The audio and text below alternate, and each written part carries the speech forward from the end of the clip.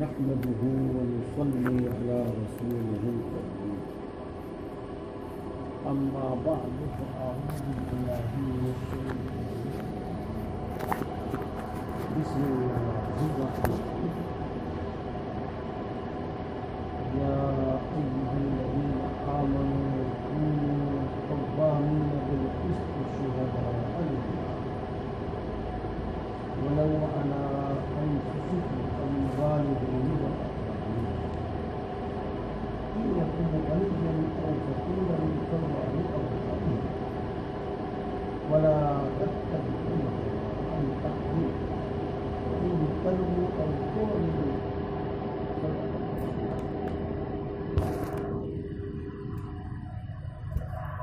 محترم بزرگوں دوستوں،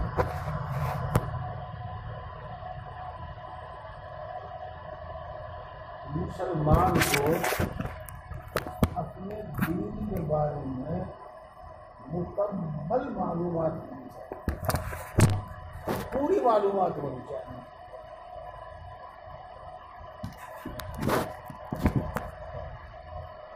بات صحیح سمجھیے، غلط نہ سمجھیے۔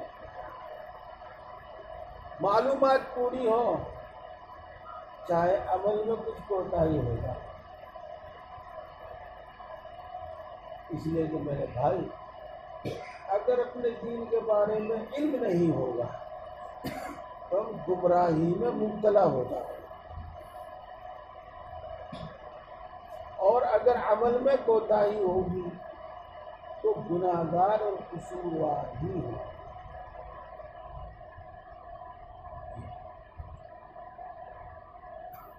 اس واسطے اپنے دین کے متعلق پوری بات معلوم ہونی چاہیے، اور اسی طریقے سے اپنے دین کی خوبیاں معلوم ہونی چاہیے، دین اسلام کی خوبیاں معلوم ہونی چاہیے، تاکہ ہمارا دل بھی خود مطمئن رہے اور ہم موقع پہ اپنے دین کی خوبیاں دوسروں کو بھی سمجھائیں۔ دیکھو، اس کا ایک فائدہ تو یہ ہوگا کہ ہم دین حق پر ثابت قدم رہیں گے، اور ایک فائدہ یہ ہوگا کہ ہم دوسروں کو تبلیغ کر سکیں گے، دوسروں کو ہم دین کی دعوت دے سکیں گے۔ اس لیے کہ اسلام کی خوبیاں بیان کر دینا اور اسلام کی خوبیاں سمجھا دینا، یہی دین کی دعوت ہے۔ یہ تو سب باتیں ہو گئی۔ ہاں، اب ایک بات اور بھی ہے، اور وہ بات ہمیں رنگے میں ملے گی، رنگے میں، یعنی اس کا اصل فائدہ تو اللہ کو راضی کرنا ہے، اس کا اصل فائدہ تو جہنم سے بچنا، جنت میں جانا ہے، جس کو ہم نجات کہتے ہیں، مغفرت کہتے ہیں۔ لیکن ایک فائدہ یہ بھی ہوگا کہ دنیا کے انسانوں کی نگاہ میں ہماری عزت ہوگی، ہمارا احترام ہوگا۔ یہ بڑے اچھے لوگ ہیں، بہت اچھے لوگ ہیں۔ دیکھو، میں مثال کے طور پر کہتا ہوں، تعریف بھی کر رہا ہوں، ان کی خوبی بیان کر رہا ہوں، ان کی تعریف بھی کر رہا ہوں۔ میں حیدرآباد گیا تھا، جاتا رہتا ہوں، تو ایک موقع پر میں نے دیکھا کہ بہت لوگ کالے کپڑے پہنے ہوئے ہیں، بڑی تعداد میں۔ یوں سمجھ لو آپ کہ تو رہنا ہوا وہاں، جدھر کو نکلے کالے کپڑے پہنے والے بہت نظر آئے، جدھر کو نکلے کالے کپڑے پہنے ہوئے بہت لوگ نظر آئے۔ اپنی طبیعت پر ذہن میں سوال پیدا ہو جاتا ہے، تو یہ کالے کپڑے کیوں پہن گئے؟ ہمارے یہاں تو محرم میں شیعہ لوگ کالے کپڑے پہنتے ہیں، یہ لوگ کالے کپڑے کیوں پہن رہے اس موسم میں؟ اب تو محرم بھی نہیں ہے۔ اپنے ساتھیوں سے میں نے پوچھا تو انہوں نے کیا کہا، جی یہ تو معلوم نہیں ہے کون سے مذہب والے، لیکن کچھ دنوں میں کالے کپڑے پہنتے ہیں، اور خاص طور سے ان دنوں میں یہ تمام برائیوں سے بچتے ہیں، تمام برائیوں سے بچتے ہیں۔ تو دیکھو، جو بات میں آپ کو بتا رہا ہوں کہ جب ہم اپنے دین کی خوبیاں خود یقین کریں گے کہ اتنی خوبیاں اس میں، اور ہم جب اپنے دین کی خوبیاں دوسروں کو سمجھا دیں گے زبان سے بھی اور عمل سے بھی، تو ہمارا خود کا بھی احترام ہوگا، ہم خود کو بھی اچھی نگاہ سے دیکھا جائے، بری نگاہ سے نہیں دیکھا۔ اس لیے بھائیوں میں کہہ رہا تھا کہ ہمیں اپنے دین کی خوبیاں معلوم ہونی چاہیے۔ انشاءاللہ بیان کرتے رہیں گے، کر رہے ہیں۔ اسی میں سے آج ایک بات بتاؤں گا، دین اسلام کی خوبی یہ ہے کہ ہر کسی کے ساتھ انصاف، اور کسی پر ظلم نہ کرو، ہر کسی کے ساتھ انصاف کرو، کسی پر ظلم نہ کرو۔ دوسرے الفاظ میں کہو، دوست کے ساتھ انصاف کرو، دشمنوں کے ساتھ انصاف کرو، اپنے مذہب والوں کے ساتھ انصاف کرو، غیروں کے ساتھ انصاف کرو، یہ سب کے ساتھ انسان، کسی پر ظلم اور زیادتی، کسی جانور کسی جاندار پر بھی ظلم اور زیادتی نہ۔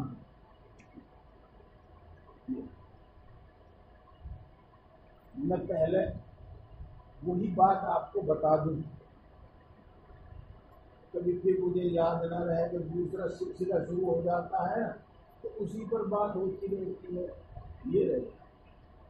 دیکھو، ایک بات میں نے آپ کو بتائی کہ جانور پر بھی ظلم اور زیادتی نہ کرو۔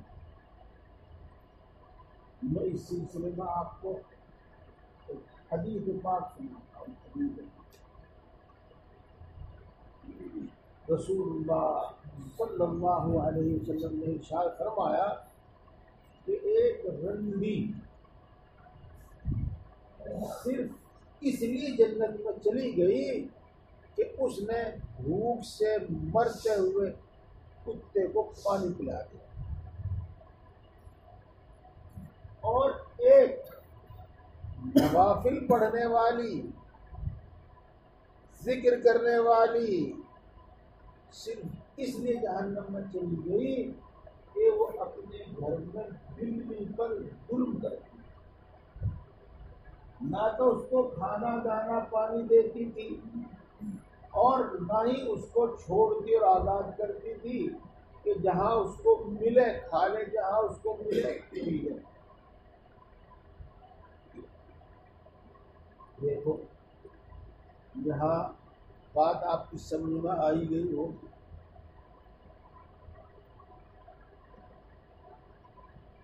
ہم لوگ ایک جملہ بہت بولنے لگے آج کل، پہلے نہیں سننے میں آتا، اللہ والے اللہ والے بہت بولنے لگے۔ چلو خیر، کوئی بات نہیں، ترجمہ یہ اچھا ولی اللہ کا ترجمہ ہے، اللہ والا۔ تو اللہ والا ہونے کی کیا پہچان؟ اس کی بہت ساری پہچان ہے، کسی نے کچھ بتایا، کسی نے کچھ بتایا، اور سب بات صحیح ہے۔ اس کی ایک پہچان یہ ہے جو چیونٹی پر بھی ظلم ہے،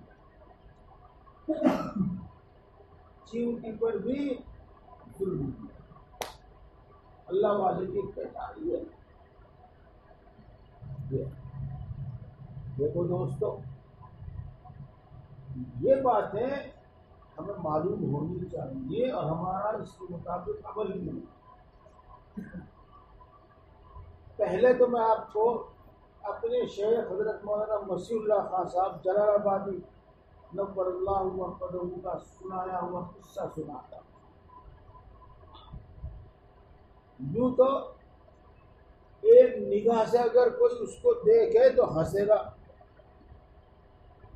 اور اگر وہ اس کو عبرت کی نگاہ سے دیکھے تو اس کو بڑی نصیحت حاصل ہوگی، بڑی نصیحت۔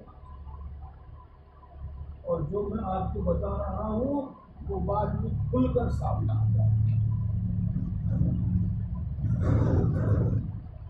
میرا اور آپ کا بھی دستور ہے، سبھی کا دستور ہے، سبھی کا طریقہ ہے، جب کوئی سفر میں ہوتا ہے اور واپس اپنے گھر آتا ہے تو اپنے بچوں کے واسطے کچھ نہ کچھ لے گیا۔ اور میرے بزرگ جانتے ہیں کہ آج سے کچھ دن پہلے ہماری زندگی ہی میں مٹھائیوں کی اتنی فراوان نہیں تھی، مٹھائیوں کی اتنی دکانیں نہیں تھی، پھلوں کی اتنی دکانیں نہیں تھی، بڑی بڑی سادگی کا بازار ہوا کرتا تھا۔ خیر، ایک بزرگ جو واپس گھر آ رہے تھے انہوں نے سوچا کہ بچوں کے واسطے کچھ لے لوں، تو انہوں نے تھوڑا سا بورا لے لیا۔ بورا، بورا تو جانتے ہو آپ؟ ہاں، گھی بورا تو بہت کھایا ہوگا، اور چلے اب بھی بہت بڑھیا گھی بورا، تو بورا لے لیا۔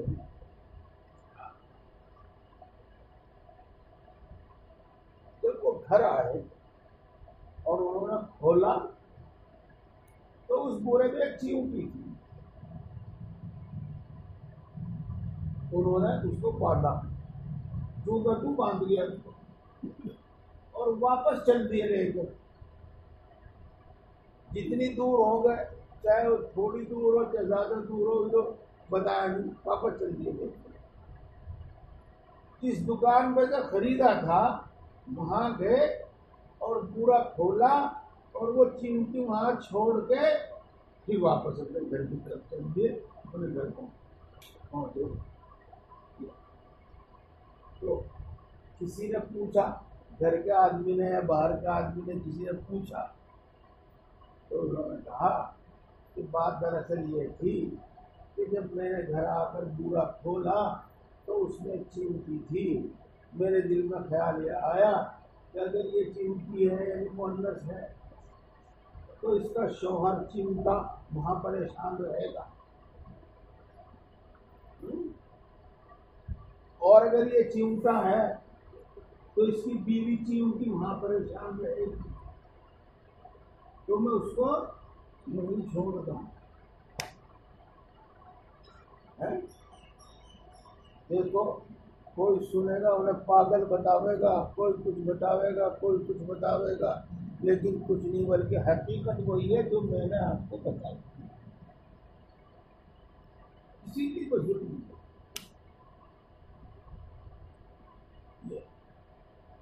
جب آدمی تھوڑا سا بڑا سا ہو جا، مشہور سا ہو جا، تو اس کی ہر بات پر لوگ نگاہ رکھنے لگے۔ ہاں، اسی واسطے امام صاحب کو، مولانا صاحب کو، حافظ صاحب کو تھوڑا احتیاط برتنی چاہیے ساری چیزوں میں۔ وہ امت کے رہبر ہیں، بڑے آدمی ہیں، بڑے آدمی ہیں، اس لیے ان کی ہر بات پہ نظر رکھی جاتی ہے۔ ایک مرتبہ حضرت مولانا شاہ برار اللہ صاحب نور اللہ مرقدہ ایک جگہ بیٹھ کر وضو کرنے لگے۔ ابھی تھوڑی دیر کے بعد ہی وہاں سے اٹھ کر دوسری جگہ بیٹھ گئے، جو ٹائم کے دوسری جگہ بیٹھ گئے، پاس میں وہاں سے اٹھ کے تیسری جگہ بیٹھ گئے، وہاں سے اٹھ کے اور چوتھی جگہ جا کے بیٹھ کے وضو کرنے لگے۔ اگر کوئی آدمی دیکھے گا تو یہ محسوس کرے گا، اس کے دماغ میں بات آئے گی کہ کیا کر رہا ہے، کبھی یہاں بیٹھے کبھی وہاں بیٹھے، کبھی یہاں بیٹھے کبھی اٹھے، کیا کر رہا ہے۔ تو پوچھ لیا کسی نے، کیا بات دراصل یہ تھی کہ میں جب یہاں وضو کرنے کے لیے بیٹھا تو میری نگاہ پڑی کہ کچھ چیونٹیاں یہاں گھوم رہی ہیں۔ جب پانی پڑے گا تو بہ جاویں گی، مر جاویں گی. اس لیے میں یہاں سے اٹھ کر ادھر جا کے بیٹھ گیا. اب چونکہ ادھر پاس میں چیونٹیاں دیکھ کے آئے تھے تو یہاں بیٹھنے کے بعد جو ادھر ادھر نگاہ ڈالی تھی یہاں بھی کچھ چیونٹیاں تھی. دوسری جگہ بیٹھے وہاں نگاہ ڈالی تو وہاں بھی چیونٹیاں تھی. اس واسطے اٹھتے رہے بیٹھتے رہے اور پھر الگ ایک جگہ جہاں ایسی کوئی بات نہیں تھی وہاں بیٹھ کر وضو. دیکھو دوستو، یہ چھوٹی چھوٹی باتیں ہیں، چھوٹی چھوٹی باتیں، اور ان سے ہمیں بہت بڑا علم حاصل ہوتا ہے. یعنی عمل کا طریقہ معلوم ہوتا ہے. ان واقعات سے، ان قصوں سے عمل کا طریقہ معلوم ہوتا ہے. اور جب بات قصوں کی آتی ہے تو بڑے قصے آتے ہیں.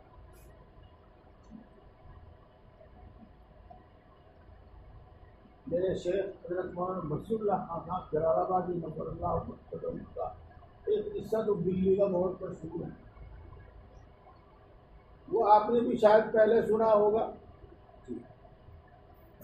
سردیوں کے زمانے میں کافی دیر سے اپنے کمرے میں گئے جس میں آرام فرماتے تھے، سوتے تھے. جب وہاں پہنچے تو امی جان بھی سو گئی تھی اور حضرت کا جو بستر ہو رہا تھا اس بستر پر بلی بیٹھی تھی. تو حضرت جو ایک چادر اوڑھتے تھے اسی چادر میں دیوار کے کمر لگا کے بیٹھ گئے. نہ امی جان کو اٹھایا کہ دوسرا بستر کر دو، نہ بلی کو اٹھایا نہ بلی کو. اسی طریقے سے ایک قصہ اور حضرت کا مشہور ہے، اور ایسا ایک مرتبہ نہیں بار بار ہوا ہے. راستے میں دیکھا کہ چوہی پڑی ہوئی مری ہوئی. راستے میں دیکھا کہ بھیڑ پڑی مری ہوئی.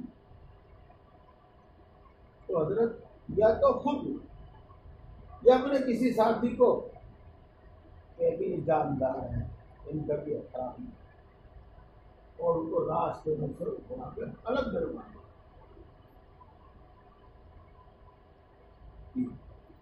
اس لیے میرے بھائیوں میں عرض کر رہا تھا کہ جانوروں پر بھی ظلم اور زیادتی کی اجازت نہیں، بلکہ رسول اللہ صلی اللہ علیہ وسلم نے ارشاد فرمایا کہ اپنے سواری کے جانور کو منبر نہ بناؤ. کیا مطلب؟ دیکھو اب تو گھوڑوں کا اور اونٹوں کا زمانہ نہیں رہا، لیکن پھر بھی مثال کے طور پر ایک ادھر سے آیا ایک ادھر سے آیا اور دونوں گھوڑے پر بیٹھے ہوئے ہیں اور انہیں لگ کے بات کرنا اور وہ گھوڑے کھڑے. تو اللہ کے رسول صلی اللہ علیہ وسلم نے اس سے منع فرمایا.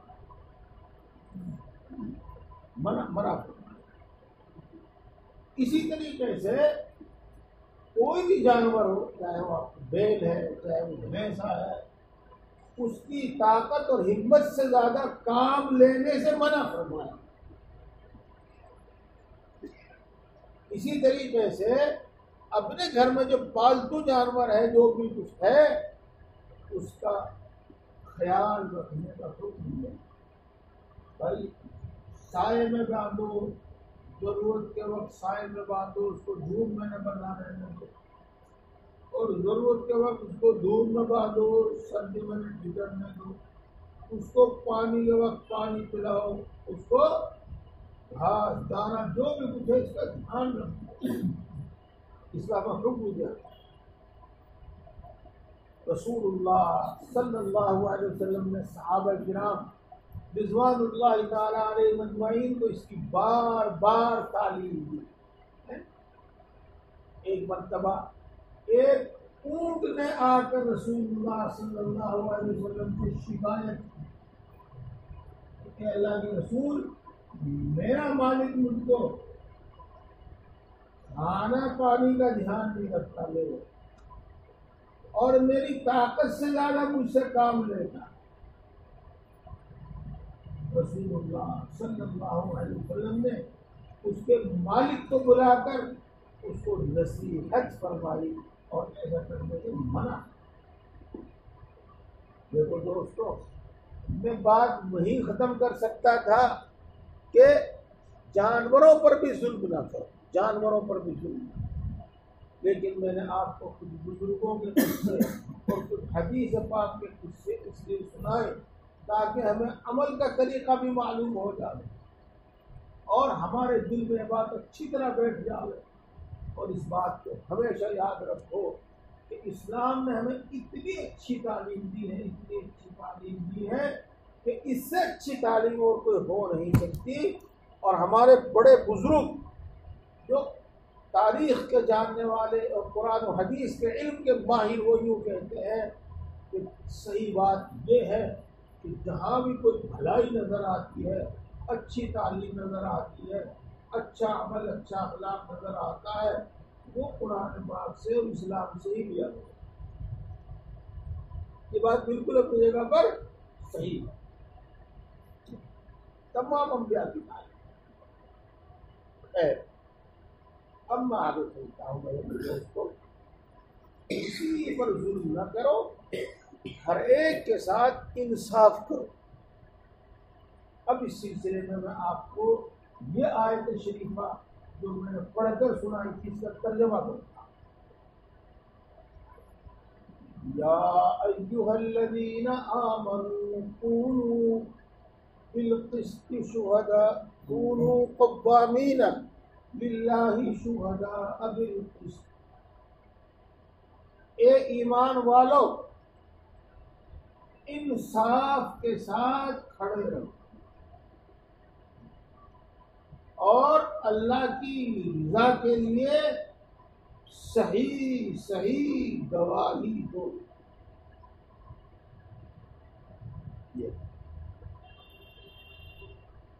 انصاف کے ساتھ کھڑے رہو، ظلم کے ساتھ کھڑے نہ ہو،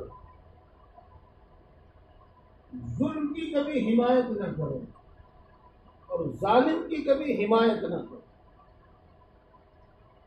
چاہے وہ ظالم ظلم کر رہا ہو اپنی بیوی پر، چاہے وہ ظلم کر رہا ہو اپنے بھائی پر، چاہے وہ ظلم کر رہا ہو پڑوسی پر، چاہے وہ ظلم کر رہا ہو کسی پر، تو ظالم کے ساتھ ہی نہ ہو، ظالم کے ساتھ ہی نہ ہو۔ دیکھو، لوگ یوں کہہ دیتے ہیں کہ جی آج کا زمانہ کچھ ایسا ہی ہے، ماحول کچھ ایسا ہی ہے، لیکن دوستو قرآن و حدیث کی تفسیر پڑھنے سے ہمیں معلوم ہوا ہے کہ کوئی چیز آج کل نئی نہیں ہے، بلکہ پرانی بیماریاں اب لوٹ کر آنے لگی اور زیادہ آنے لگی۔ جہالت کرنا، زمانے جہالت میں ایک بات مشہور تھی اور وہ یہ تھی، انصر اخاک ظالما کان او مظلوما۔ اپنے بھائی کی مدد کر، ظالم ہو تب بھی اس کی مدد کر اور مظلوم ہو تب بھی اس کی مدد کر۔ بات سمجھ میں نہ آئی ہو تو ارے اندھے کسے گاڑی دے رہا، اب کسے مارے گھر کے۔ بس اپنے خاندان کا اگر ہے تو ہمیں اس کا ساتھ دینا ہے، چاہے وہ کتنا ہی برا ہے، کتنی برائی کرنا ہے۔ اپنا بھائی ہے تو ہمیں تو اس کا ساتھ دینا ہر حال میں، چاہے وہ کتنا ہی برا ہے، کتنی برائی کر رہا، کتنی زیادتی کر رہا، ہمیں تو اس کا ساتھ دینا ہے۔ ہمیں تو اپنی پارٹی کا ساتھ دینا ہے، چاہے پارٹی والا کچھ بھی کہہ رہا، کچھ بھی کر رہا، ہمیں تو اس کا ساتھ دینا ہے۔ یہ عرب کا دستور تھا اور اس جملے کا یہی مطلب ہے جو میں نے آپ کو بتایا ہے، انصر اخاک ظالما کان او مظلوما۔ اب آپ دوسرا کام سمجھو، وہ مدد کرتے تھے اپنے بھائی کی، ظالم ہو جب بھی اور مظلوم ہو جب بھی، وہ مدد کرتے تھے اپنے آدمی کی، ظالم ہو ظلم کر رہا ہو کسی پر جب بھی، اور اس پر ظلم کیا جا رہا ہو۔ یہ زمانہ جاہلیت کا دستور آدمی دل لوٹتا رہا۔ رسول اللہ صلی اللہ علیہ وسلم نے صحابہ رضوان اللہ تعالی علیہ اجمعین کے دل میں وہ بات بٹھا دی جو اس آیت شریفہ میں موجود ہے کہ تم انصاف کے ساتھ کھڑے رہو اور اللہ کے لیے ٹھیک ٹھیک گواہی دو، اگرچہ وہ تمہاری اپنی ذات کے خلاف کیوں نہ، اگرچہ وہ تمہارے قرابت دار کے، باپ کے، بھائی کے، بیٹے کے، بہن کے، پڑوس کے خلاف ہی کیوں، وَلَوْ عَلَىٰ أَنفُسِكُمْ أَوِ الْوَالِدَيْنِ وَالْأَقْرَبِينَ۔ یہ بات بٹھا دی تھی صحابہ کرام رضوان اللہ تعالی علیہ وسلم۔ ایک بات اور بھی ہے دوستو، میری طرف دیکھو، گردوں کی کوڑی بھر کے تڑے کو جگا کر کے سونا، پھر تو نیند آ جائے گی، مجھے دیکھو جاؤ، پھر نیند بھی نہیں آنے کی اور بات بھی سمجھ میں آ گئی۔ بھائی فلاں آدمی بڑا اچھا ہے، ٹھیک ہے وہ چاہے چوری ڈکیتی کرتا ہے لیکن کمزوروں کا، غریبوں کا بڑا ہمدرد ہے جی، بڑا ہمدرد ہے جی، وہ پتہ نہیں کتنوں کی شادیاں کروا دی اس نے، پتہ نہیں کیا کرا دیا۔ تو ہمارا ایک رجحان یہ ہے کہ جو غریب ہے، کمزور ہے، چاہے وہ ظلم و زیادتی کر رہا ہے، چاہے وہ غلطی کر رہا ہے، بس اس کا ساتھ دینا شروع کر دیتے ہیں۔ اس سے بھی اللہ نے منع کرنا۔ کبھی ہمارا دستور یہ ہوتا ہے کہ جو طاقتور ہوتا ہے، بڑا آدمی مانا جاتا ہے، اس کا ساتھ دینا شروع کر دیتے ہیں، یہ نہیں دیکھتے کہ یہ غلط کر رہا ہے یا صحیح کر رہا ہے۔ یہ ہمارے اپنے دستور ہیں، اپنے طریقے، آج سے نہیں، پہلے سے ہوتے چلے آ رہے ہیں۔ اللہ تبارک و تعالیٰ اس میں اس بات کو بھی منع کرنا ہے، اگر غریب ظلم زیادتی کر رہا ہے، اس کی غلطی ہے تو اس کو غلط کہو، اس کی ہمدردی میں آ کے اس کی غلط بات کا ساتھ مت دو، اور اگر کوئی بڑا ہے، مالدار ہے اور وہ غلط کر رہا ہے، اس کو غلط کہو، اس کا ساتھ نہ دو، کسی لالچ میں آ کر یا کسی ڈر میں۔ ہاں بتا دیجیے مجھے، وَلَوْ عَلَىٰ أَنفُسِكُمْ أَوِ الْوَالِدَيْنِ وَالْأَقْرَبِينَ إِن يَكُن غَنِيًّا أَوْ فَقِيرًا فَاللَّهُ أَوْلَىٰ بِهِمَا۔ اگر وہ مالدار ہے تو مالداری کی وجہ سے تم ظلم و زیادتی میں اس کا ساتھ مت دو، اور اگر وہ تنگدست ہے تو تنگدستی میں، رحم دلی میں آ کر تم ظلم و زیادتی میں اس کا ساتھ مت دو، بلکہ مالدار ہو یا غریب، اس سے پہلے اللہ ہے، اس سے پہلے اللہ کا حکم ہے، اور اللہ کا حکم یہ ہے کہ ظلم و زیادتی کسی پر نہ کرو، سب کے ساتھ انصاف۔ بات سمجھ میں آئی میرے بھائی؟ اور دیکھ لو ہمارے معاشرے میں ایسا ہی ملے گا، ایسا ہی ملے گا، کبھی تو کمزور غریب آدمی کی ہمدردی میں آ کر ان کا ساتھ دینے لگے، ارے غریب آدمی اگر تھوڑا اس کے پلاٹ پر قبضہ کر لیا تو کیا ہوگا، ارے کتنے بچے اس کے اندر۔ یہ بات نہیں، یہ بات نہیں، جو غلط ہے تو وہ غلط، غریب ہو اس کو بھی غلط کہنا، مالدار ہو اس کو بھی غلط کہنا، جو غلط ہے۔ بہرحال اللہ کے رسول صلی اللہ علیہ وسلم کی تعلیمات سے صحابہ کا ایک ذہن بن گیا تھا کہ سب کے ساتھ انصاف کرنا، اپنی غلطی ہے اور احساس ہو گیا ہے فوراً اقرار کر لیں، اپنی غلطی ہے فوراً اپنا مقدمہ واپس لے رہے ہو. اگر باپ کی یا ماں کی یا بھائی کی یا بہن کی غلطی ہے تم کہتے ہیں ہاں بھائی ان کی غلطی ہے.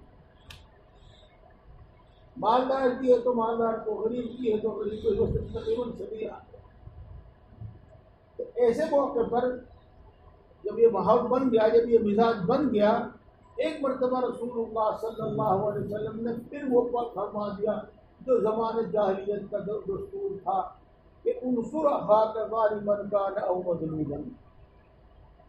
تو صحابہ نے کہا کہ اللہ کے رسول یہ تو بات سمجھ میں آ گئی کہ اگر ہمارا بھائی مظلوم ہے تو ہم اس کی مدد کریں، لیکن یہ بات سمجھ میں نہیں آئی کہ اگر ہمارا بھائی ظالم ہو تو ہم اس کی مدد کیوں کریں. آگے چلنے سے پہلے میں آپ کو بتانا چاہتا ہوں کہ دیکھو اسلام نے کیسی کایا پلٹی. جو عرب ہر حال میں اپنے قبیلے کا ساتھ دیتے، ہر حال میں اپنے بھائی کا ساتھ دیتے، اسلام کی تعلیمات کی برکت سے اب ان کی یہ بات سمجھ میں نہیں آئی کہ ظالم کی مدد کرنے کے لیے اللہ کے رسول کہہ رہے ہیں تم ظالم کی مدد کیوں کریں، کیسے کریں. تو انہوں نے کہا اے اللہ کے رسول یہ تو بات سمجھ میں آ گئی کہ اگر ہمارا بھائی مظلوم ہے تو ہم اس کی مدد کریں، لیکن یہ سمجھ میں نہیں آئی کہ اگر ہمارا بھائی ظالم ہے تو ہم اس کی مدد کیوں کریں. تو آپ نے ارشاد فرمایا کہ ظالم بھائی کی مدد یہ ہے کہ اس کو ظلم سے روک، یہ نہیں کہ ظلم میں اس کا ساتھ دو، بلکہ اس کی مدد یہ ہے کہ تو اس کو ظلم سے روک. میرے بھائیوں بات لمبی ہو جاتی ہے، میں امید کرتا ہوں کہ بات سمجھ میں آ گئی ہوگی. اور جو میں نے عرض کیا تھا کہ سب کے ساتھ انصاف کرو، منہ دیکھی بات نہ کرو، منہ دیکھی بات نہ کرو، انصاف کی بات. یہ اسلام کا حکم ہے، اسلام کی تعلیم ہے، جیسے کہ اس آیت شریفہ سے آپ کو معلوم ہے. اسی طریقے سے ایک آیت شریفہ اور ہے بالکل اسی طرح کی، تھوڑا سا فرق ہے، وہ صاحب بتا دیں گے. یا ایھا الذین آمنوا کونوا شہداء للہ بالقسط ولا یجرمنکم شنآن قوم علی الا تعدلوا اعدلوا هو اقرب للتقوی. پہلے حصے کا تو وہی مطلب ہے جو آپ کو بتایا، اللہ کے لیے صحیح صحیح گواہی دو اور انصاف کے ساتھ کھڑے رہو، اور کسی قوم کی یا کسی انسان کی دشمنی تم کو اس پر آمادہ نہ کرے کہ تم اس دشمنی کی وجہ سے اس پر ظلم کرنے لگو. وَلَا يَجْرِمَنَّكُمْ شَنَآنُ قَوْمٍ عَلَىٰ أَلَّا تَعْدِلُوا اعدلوا، سب کے ساتھ انصاف کرو. اسی لیے میرے دوستو یوں کہو اب کہ اسلام کا حکم ہے دوست دشمن سب کے ساتھ انصاف، اور جو غلط ہے اس کو غلط کہنا اور جو صحیح ہے اس کو صحیح کہنا. یہ ہے حکم. امید ہے کہ میری یہ بات سمجھ میں آ رہی ہے. ہم لوگ بہت سارے موقعوں پر غلطیاں کرتے ہیں. بس بہو میں بیٹے میں لڑائی ہوگی، بہو کے گھر والے چلے آئے، بتاؤ اب کیا کرو گے. بھائی اپنی بات تو آپ جانیں، لیکن میں جتنا دیکھتا ہوں وہ یہ کہ اب تو ہم بہو کی غلطی بتا رہے ہیں، ساری بیٹے کی غلطی بتا رہی ہے. تو میرے دوستو یہ نہیں، جب یہ بات آ گئی کہ اپنی غلطی ہو تو اس کا اقرار کر لو، تو بہرحال اگر بیٹے کی غلطی ہے تو بہو کا بیٹے کی غلطی ہے، بہو کی نہیں. اسی طریقے سے اگر بیٹے کا اور بہو کا بڑھیا چل رہا سسٹم تو بیٹا بھی ہمیشہ ماں کو غلط کرے گا، بیٹا بھی ہمیشہ ماں کو غلط کرے گا. بس یہی حال اور یہی چلتا ہے. کیونکہ میرے دوستو اگلی بات انشاءاللہ پھر ہوگی. آج میں بتانا چاہتا ہوں کہ اسلام کی تعلیم ہے ہمیشہ انصاف کرنا اور انصاف کے ساتھ حق کے ساتھ کھڑا رہنا. چاہے بات اپنے خلاف پڑتی ہو، چاہے اپنے گھر والوں کے خلاف پڑتی ہو، چاہے کسی غریب کے خلاف پڑتی ہو، چاہے کسی امیر کے ساتھ خلاف پڑتی ہو، حق اور سچ بولنا اور اللہ کو سب سے آگے رکھنا. دوست دشمن کوئی بھی ہے اس سب کے ساتھ انصاف کرنا، دشمن کے حق میں بھی بات صحیح کہنا اور دوست کے حق میں بھی بات صحیح کہنا. کیونکہ اشراقت بات ہوتی ہے اور بات ہو گئی اور خوب اچھی طرح آپ کو سمجھ میں آ گئی. انشاءاللہ اس کی باقی بات اگلے مہینے ہوگی اور اس کی تفصیل آپ خود سمجھتے جائیے. اللہ تبارک و تعالیٰ ہم سب کو عمل کی توفیق عطا. بات تو میں ختم کر رہا تھا لیکن ایک بات میرے دل میں آ گئی، میں اس کو سنا کے پھر بات ختم کروں. دیکھو دوستو کچھ اور نہ کہے کہ آپ کو ایک حدیث سنا. رسول اللہ صلی اللہ علیہ وسلم نے ارشاد فرمایا، یہ بتاؤ تنگ دست اور غریب کون ہوتا ہے؟ صحابہ نے عرض کیا، اے اللہ کے رسول، ہم تنگ دست اسی کو سمجھتے ہیں جس کے پاس کھانے پہننے کو نہ ہو، رہنے کے لیے مکان نہ ہو، سواری نہ ہو، ہم تو اس کو غریب سمجھتے ہیں. اللہ کے رسول صلی اللہ علیہ وسلم نے ارشاد فرمایا کہ حقیقت میں سچ میں غریب وہ ہے جو دنیا سے ہر قسم کی نیکیاں، ہر قسم کا ثواب لے کر جائے گا اور اس کے باوجود جہنم میں پھینک دیا جائے گا. صحابہ نے پوچھا، اے اللہ کے رسول یہ کیسے ہوگا؟ جب وہ ہر قسم کی نیکیاں لے کر گیا، یعنی ایمان کے ساتھ وہ نماز بھی پڑھتا تھا تو نماز کی نیکیاں اس کے پاس تھی، وہ صدقہ خیرات بھی کرتا تھا، اس کی نیکیاں بھی ثواب بھی اس کے ساتھ تھا، وہ روزہ بھی رکھتا تھا، اس کی نیکیاں اس کا نماز، ذکر، تلاوت، ساری جو اچھے نیک کام ہیں وہ سب کرتا تھا، سب نیکیاں اس کے پاس ہیں. تو بھی جہنم میں کیسے چلا جائے؟ تو آپ نے فرمایا کہ جہنم میں اس طرح جائے گا وہ کہ میدان حشر میں فیصلہ ہوگا اور ہر ایک حق والے کو اس کا حق دلوائے گا. تو حق والا آئے گا اور اس پر دعویٰ کرے گا. اب وہاں نیکیوں کے سوا اور کسی کا لین دین نہیں ہوگا تو اس کی کچھ نیکیاں لے کر اس کو دے دی جائیں گی اور انصاف ہو جائے گا. پھر دوسرا آئے گا، وہ کچھ دعویٰ کرے گا، اس کی کچھ نیکیاں اس کو دے دی جائے گی. غرض ظلم و زیادتی کری، کسی کا حق مارا، کسی کو مارا پیٹا، کسی کی غیبت کی، اب نیکیاں ساری ختم ہو جائیں گی. پھر بھی آئیں گے حق والے، اور نیکیاں تو رہی نہیں، ان کو کیا دیا جائے؟ تو یہ ہوگا کہ ان کے گناہ اس پر لاد دیے جائیں گے. اب یہ اپنے گناہوں کے ساتھ اور دوسروں کے گناہوں کے ساتھ جہنم میں پھینک دیا جائے. یہ بات حدیث پاک آپ نے سن لی، اور اسی حدیث پاک کی روشنی میں علماء کرام یہ فرماتے ہیں کہ جو آدمی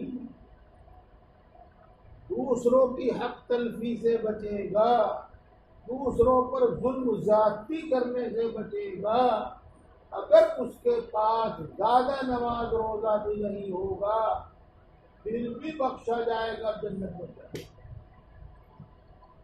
اور جو آدمی خوب نماز روزہ کرتا ہے، اشراق چاشت پامین سب پڑھتا ہے، ہر وقت تسبیح گھماتا رہتا ہے، لیکن جھوٹ بولنا، دل دکھانا، غیبت کرنا، ظلم کرنا، حق مارنا، یہ بھی خوب چلتا رہتا ہے، تو دوستو یہ نماز روزہ بھی تسبیح اس کے واسطے نجات کا ذریعہ نہیں بنتا۔ اس کی بات میں اگلے میں پوری کروں گا، لیکن مجھے کوئی مہمان دکھائی دے رہے، اس لیے تفصیل کیے بغیر ایک بات اور کہتے جا رہا ہوں، اور وہ اس لیے کہہ رہا ہوں کہ اس کا رواج عام ہو رہا، عام، اور اس کو بڑی ہوشیاری اور عقل مندی سمجھا جا رہا، اور وہ کیا ہے؟ ناجائز مقدمہ کرنا۔ کیا ہے؟ وَتُدْلُوا بِهَا يَا أَيُّهَا الَّذِينَ آمَنُوا لَا تَأْكُلُوا أَمْوَالَكُمْ بَيْنَكُمْ بِالْبَاطِلِ وَتُدْلُوا بِهَا إِلَى الْحُكَّامِ۔ کیا میاں بیوی میں ہوگی لڑائی، ہوگی، اس بات کو ہو گئی، چلو تھوڑی سی آگے بڑھ کر مار پیٹ ہو گئی، آئے لڑکی کے گھر والے اور جہیز کا مقدمہ کر دیا، حالانکہ اس کی تو کوئی بات ہے ہی نہیں، اس کا تو کبھی سوال تک نہیں آیا، کوئی بات ہی نہیں۔ جب دیکھو لڑائی میں سچ نہیں چلتا، لڑائی میں تو جھوٹ ہی جھوٹ چلا ہے، یہ اپنے ایک مسلم بنا لیا۔ جی آپ کو تعجب ہوگا کہ ہمارے یہاں ایک کوڑی سی پڑی اور کہیں ڈالنے کی جگہ نہیں، سب پورا محلہ وہیں کوڑی ڈال۔ ایک صاحب آئے اور انہوں نے ہمیں کہا کہ مولوی صاحب یہاں کوڑا نہیں ڈالنا۔ میں نے کہا بھائی کیوں؟ تیری تو جگہ نہیں ہے، یہ سارا محلہ کوڑا ڈالنا ہے یہاں، تو اگر اچھا میں ڈلواؤں گا۔ یہ اگلے دن کیا پتہ چلا کہ کوتوال صاحب کے ہاں درخواست لگا دی کہ زکریا مجھے جان سے مارنے کی دھمکی دے رہا، اور گنڈے ہیں اس کے پاس بہت سارے، جی، اور پتہ نہیں کس کس قسم کی دھمکیاں دے رہا مجھے۔ اس کوڑی کا کوئی ذکر نہیں بھائی، ہاں عام بات ہوئی اس طرح کی، عام بات ہوئی اس طرح کی، تو یہ سب ظلم اور زیادتی میں آتا ہے میرے بھائیو، یہ سب کچھ ظلم اور زیادتی میں آتا ہے، اور یہ سب کچھ ہوا کرتا تھا جاہلیت کے زمانے میں، جس سے اللہ نے، اللہ کے رسول نے ہمیں منع کیا ہے۔ یہ کوئی عقل مندی اور نئی ہوشیاری نہیں ہے، یہ پچھلے زمانے کی بے عقلی ہے، پچھلے زمانے کی جہالت۔ بات لمبی ہوتی جا رہی ہے، پھر کروں گا انشاءاللہ۔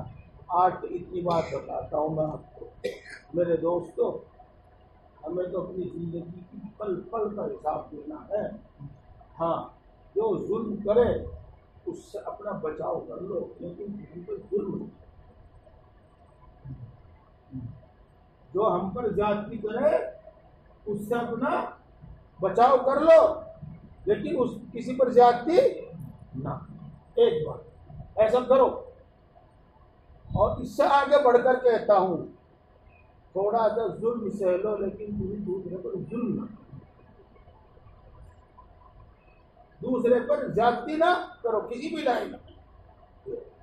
اور عقل مندی اور ہوشیاری یہی ہے، یہ نہیں کہ صرف دینداری ہے، یہ نہیں، دنیا میں جینے کے واسطے عقل مندی